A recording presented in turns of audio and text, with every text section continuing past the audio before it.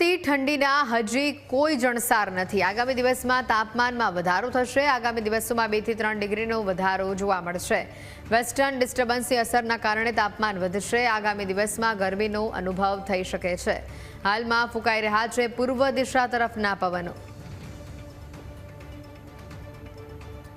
વધુ માહિતી મેળવીશું સંવાદદાતા આશુતોષ અમારી સાથે સીધા અહીંયા જોડાઈ ચૂક્યા છે। આશુતોષ, જે રીતે વાત કરવામાં આવતી હતી કે ઠંડી વધશે, હવે તો ડિસેમ્બર મહિનાનું પહેલું બીજું અઠવાડિયું પતવા આવ્યું છે અને ત્યાં સમાચાર આવ્યા છે કે વેસ્ટર્ન ડિસ્ટર્બન્સની અસરના કારણે ઠંડી ઘટશે। અપડેટ શું?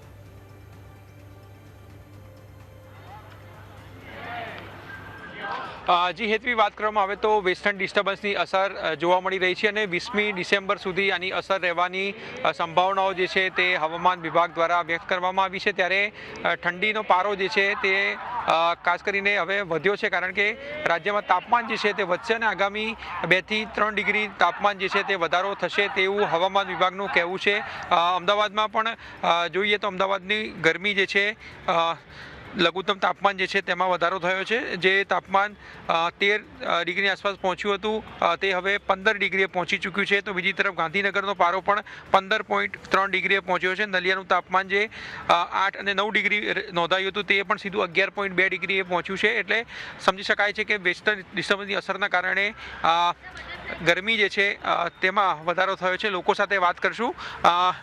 લોકો જે છે તે હજુ પણ એક્સરસાઇઝ કરવા માટે આવતા હોય છે, કારણ કે તેમને ફિટ। કેટલા વર્ષોથી એક્સરસાઇઝ કરો છો? હું 10 વર્ષથી। કેટલો લાભ થયો, શું માનો છો ઠંડીમાં? સાહેબ, મારી ઉંમર 61 વર્ષ થઈ। મેં કોઈ દવા નથી લીધી, મને કોઈ પણ જાતના રોગ નથી અને યોગા કરવાથી ખૂબ જ ફાયદો થાય છે અને સ્વાસ્થ્ય ખરેખર સારું રહે છે। સારી ઊંઘ આવે છે, ભૂખ લાગે છે, બધું જ સારું રહે છે। ખૂબ જ સારી હેલ્થ રહે છે આનાથી। તો ખૂબ જ સારી હેલ્થ રહેશે। અન્ય લોકોને એડવાઇસ પણ આપી રહ્યા છે કે એક્સરસાઇઝ જે છે તે કરવી જોઈએ। શું ફાયદો થાય એક્સરસાઇઝથી અને પણ આ પ્રકારની ઠંડીમાં? ઠંડીમાં એક્સરસાઇઝ કરવાથી શરીરમાં એકદમ તાજગી અને સ્ફૂર્તિ અનુભવાય છે। આખો દિવસ તમારા પ્રવૃત્તિ દરમિયાન શરીર એકદમ સ્ફૂર્તિલું લાગે છે। શરીરને સહેજ પણ થાકનો અનુભવ થતો નથી અને ખૂબ સુંદર ફિલિંગ થાય છે। કેટલા કલાક એક્સરસાઇઝ કરો? 1 કલાક। તો 1 કલાક જે છે તે અહીંયા યોગ કરતા હોય છે અને પણ અંકલ છે, તેમની સાથે વાત કરશું। કેટલો ફાયદો શું જુઓ છો આપણી ઠંડીમાં એક્સરસાઇઝથી? આખો દિવસ સ્ફૂર્તિમય થાય છે, શરીર સારું રહે છે અને વેટ ઉતરે છે। ઠંડીમાં એક્સરસાઇઝ કરવાથી ઘણા બધા ફાયદા થાય છે। હું સલાહ આપું કે દરેક લોકોએ એક્સરસાઇઝ કરવી જોઈએ, યોગ કરવા જોઈએ।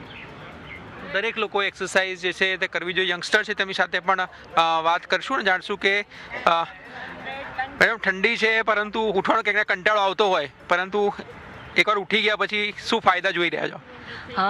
એક તો સવારમાં ચાલવાથી ઘણું શરીર માટે સારું છે। બધાને હરેકને નાના મોટાને કસરત કરવી જરૂરી છે મારા ખ્યાલ મુજબ। યંગસ્ટરને શું સલાહ આપશો? યંગસ્ટરને પણ જરૂરી છે। જીમમાં જવા કરતાં યોગા કરવાથી બહુ બધો ફાયદો થાય છે। જીમ પણ જરૂરી છે પણ યોગાથી વધારે ફાયદો થાય છે, મારું એવું માનવું છે। યોગાથી જે છે ફાયદા છે। બેન, કેટલા કલાક એક્સરસાઇઝ કરો છો? 1 કલાક। તો ઉપરાંત કઈ એક્સરસાઇઝ ઇમ્પોર્ટન્ટ માનો છો આપ? એ બધું કરીએ છીએ અમે અને સારામાં સારું પ્રાણાયામ રહે છે અને આખો દિવસ ફ્રેશ ફીલ થાય છે। તો આ અમદાવાદ શહેરીજનો જે ઠંડીમાં જે છે તે આવે છે અને એક્સરસાઇઝ કરે છે, યોગા કરે છે। તમામ પ્રકારની એક્સરસાઇઝ જે છે તે અહીંયા કરવામાં આવતી હોય છે। અનેક લોકો જે છે તે 5-5 કિલોમીટરનું વોક જે છે તે પણ કરતા હોય છે અને ઠંડી સામે રક્ષણ મેળવતા હોય છે। ભલે તાપમાન જે છે તેમાં વધારો થયો હોય, પરંતુ હજુ પણ ઠંડા પવનો જે ફૂંકાઈ રહ્યા છે, જેના કારણે ઠંડીનો અનુભવ જે છે તે ગુજરાતમાં થઈ રહ્યો છે। જી બિલકુલ આશુતોષ, આભાર સમગ્ર માહિતી બદલ।